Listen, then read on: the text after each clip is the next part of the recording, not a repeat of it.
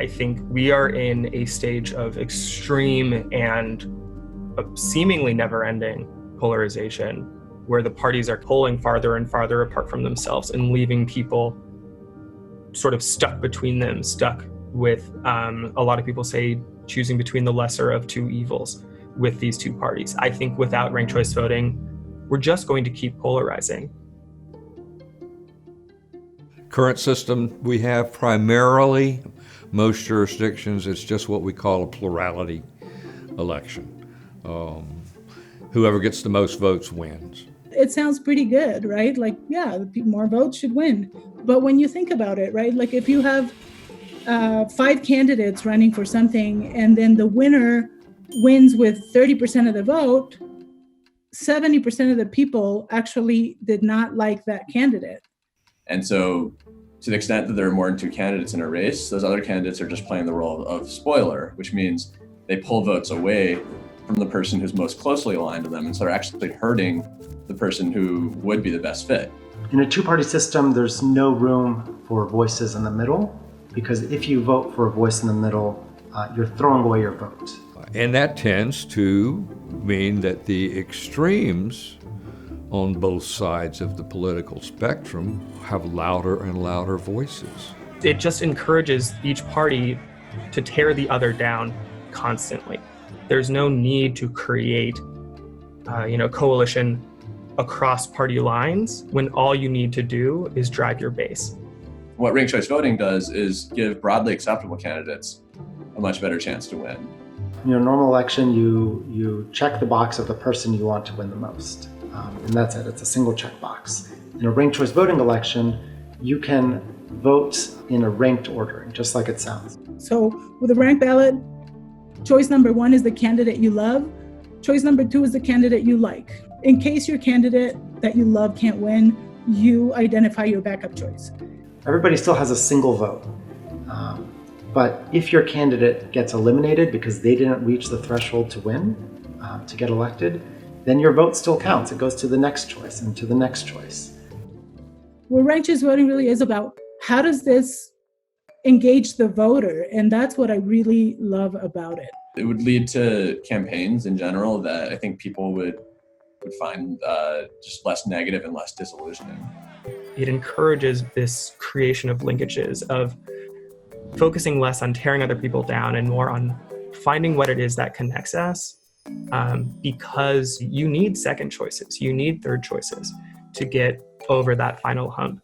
At the end of the day, because it's going to be a majority winner, that candidate then might be the one who has more of my interests as a voter, more of our populations, our jurisdictions' interests at heart, because they clearly receive more than half of the votes.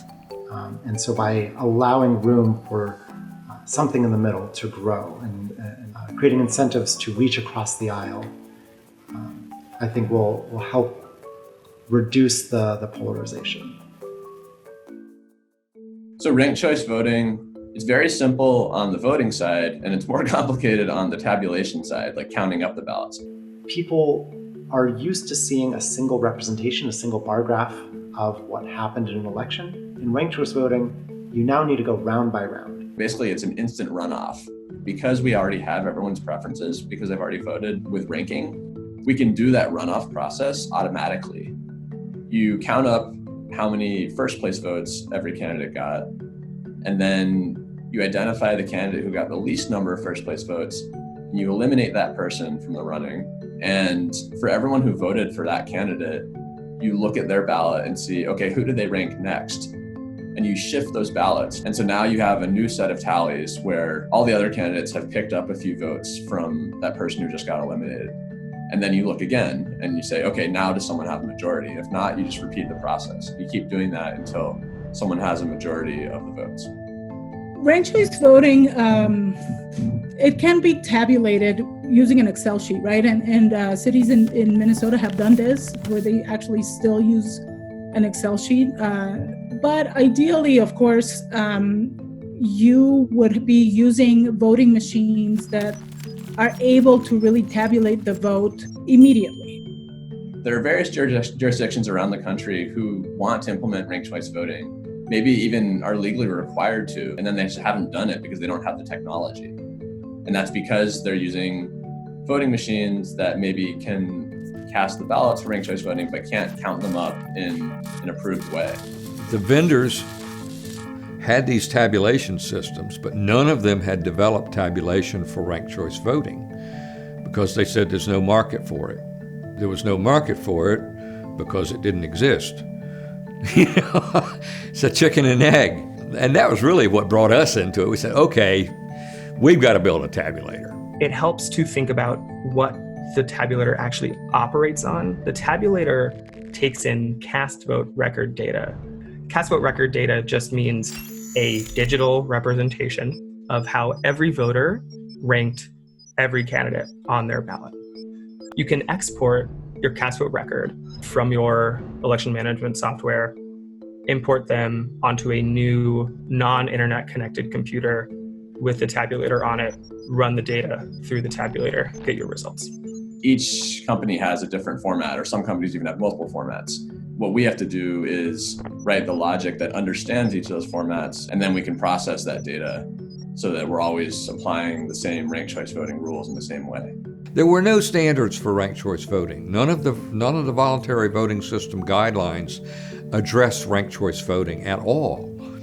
So that was another part of the barrier, is that the states would say, well, we don't have any standards for this. Okay, chicken and the egg again. Well, we're going to have standards now.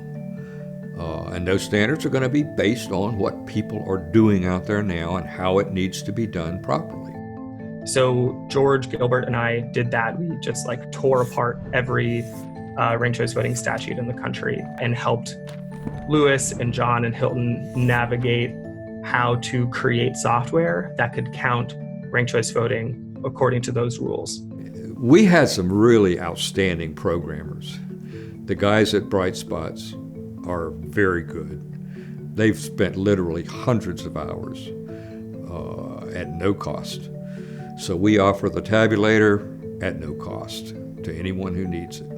And we are the first ever open source software to get tested by a VISTL. And while we can't technically get certified because we're not a whole voting system, we still met every standard required of us, which makes us usable in more than half of the states. More than half of the states can adopt the Universal Ranked Choice Voting Tabulator now.